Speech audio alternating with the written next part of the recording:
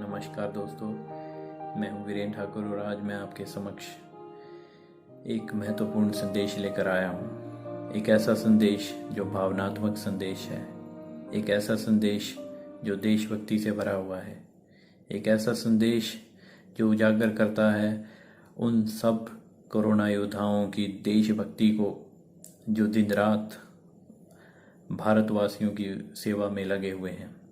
एक ऐसा संदेश जो राष्ट्रहित में लगे हुए इन डॉक्टर्स की बहादुरी को उजागर करता है। जी हाँ, मैं सबसे पहले बात करना चाहूँगा डॉक्टर्स की, जो एक सच्चे कोरोना योद्धा के रूप में हमारे सामने आए हैं और इन्होंने अपने प्राणों की परवाह किए बिना दिन रात लोगों की सेवा में लगे रहने की कसम खाई है। मैं सच्ची बात करना चाहूँगा कि अगर हम जितने मर्जी वीडियोस बना लें, जैसे मैं बना रहा हूँ, जितने मर्जी संदेश दे दें, लेकिन जो न्यौछावर, जो बलिदान इन्होंने किया है उसको हम कभी नहीं कर सकते। बहुत बड़ा एक बलिदान इन कोरोना योद्धाओं ने दिया है, जो बलिदान है अपने परिवार से दूर रहना। ऐसे ऐसे उदाहरण भी आए हैं जहां एक डॉक्टर, जो न केवल एक डॉक्टर है, एक पिता है, एक माँ है, एक भाई है, एक बहन भी है, अपने परिवार से दूर रहकर 24 घंटे में से 18 घंटे देशवासियों की सेवा में लगकर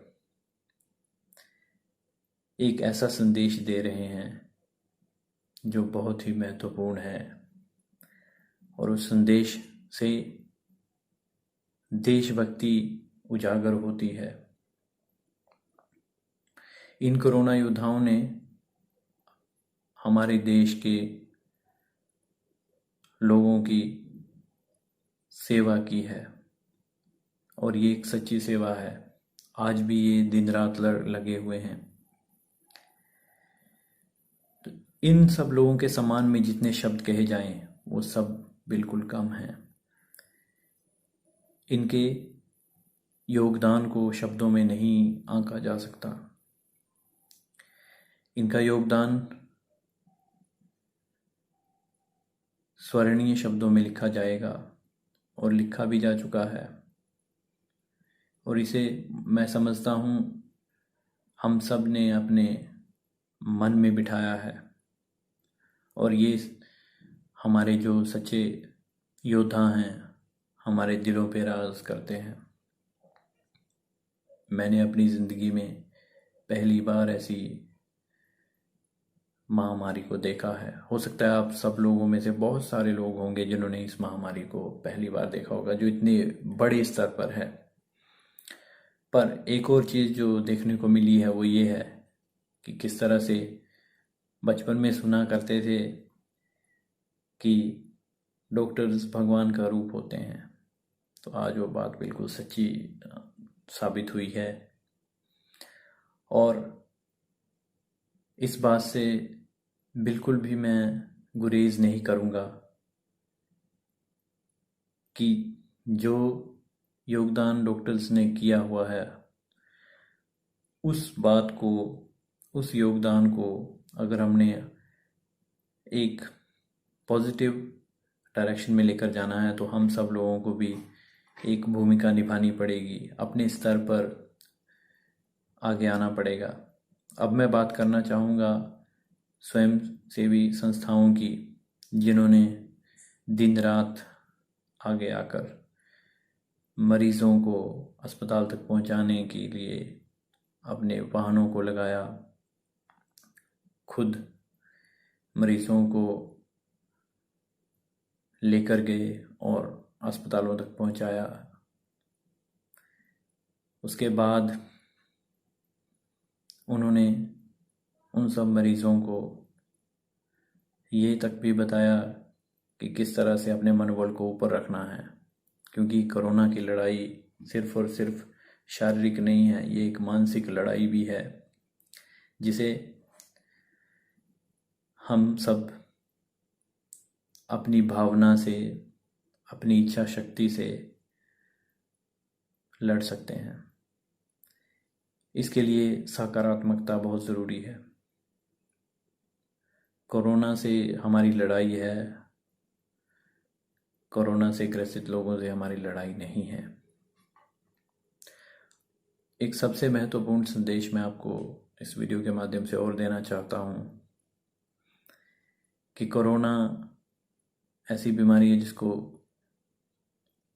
अमेरिका जैसे देश भी नहीं रोक पाए हैं, नियंत्रित करने में असफल हुए हैं।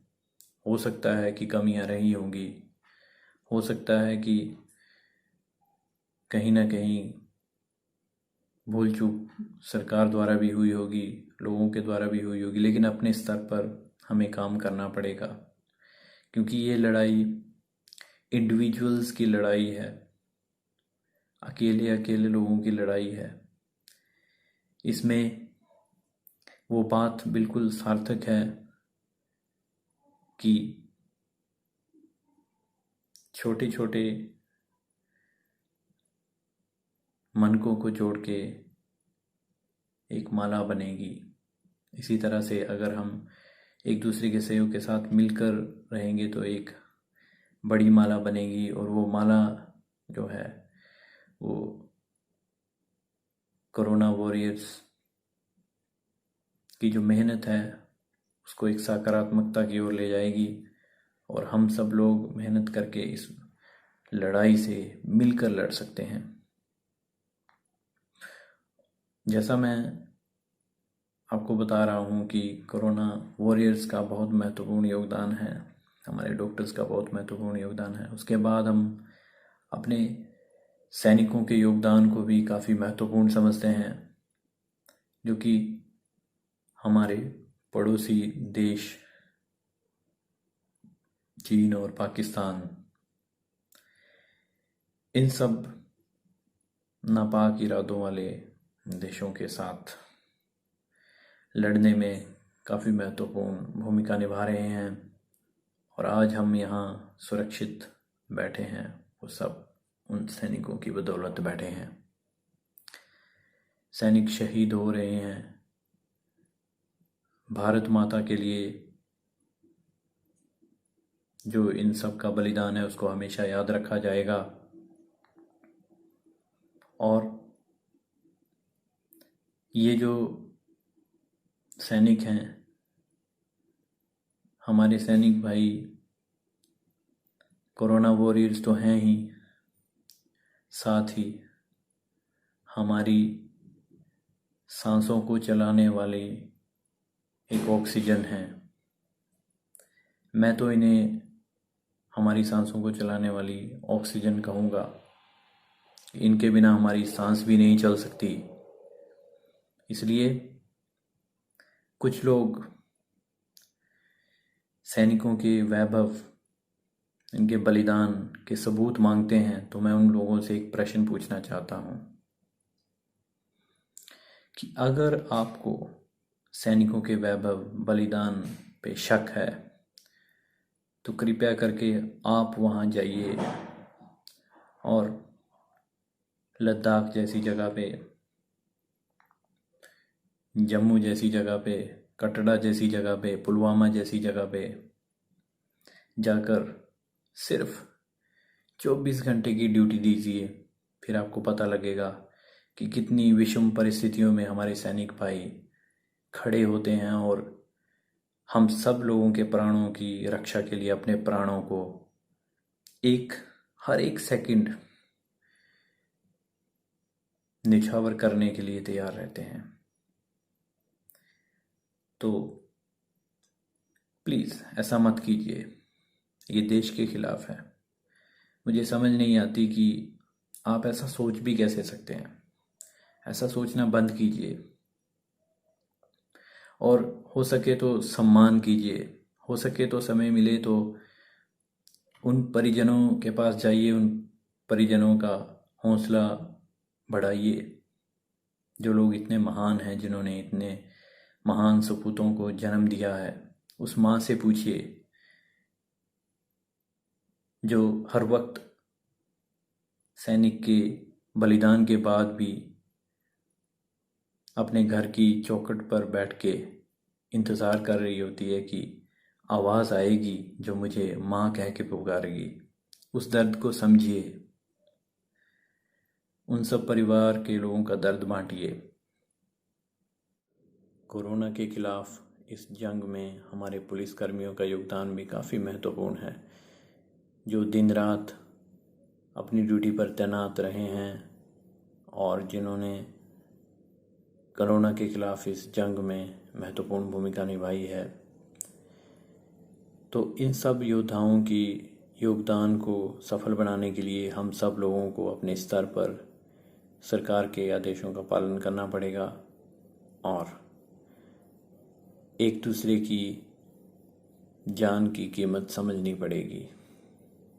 इसी आशा के साथ मैं एक बार फिर से कोरोना योद्धाओं को सैल्यूट करता हूँ। जय हिंद, जय भारत।